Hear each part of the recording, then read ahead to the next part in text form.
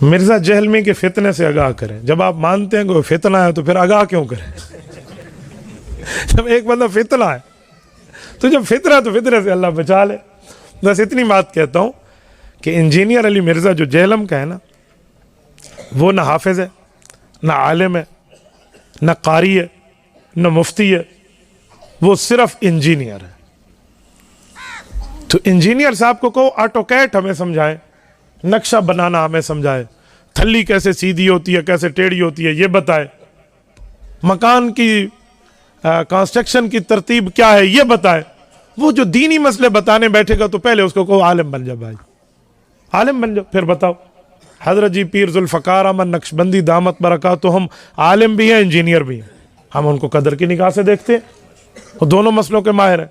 ठीक है भाई, हमें तो कोई एतराज नहीं है। जब ये इंजीनियर साहब जस्ट इंजीनियर विदाउट आलिम दीन है तो इनका क्या काम है कि उलमा के मसले बताए? तो ऐसे बंदों के मामलात जरा देख कर आप काम किया करें।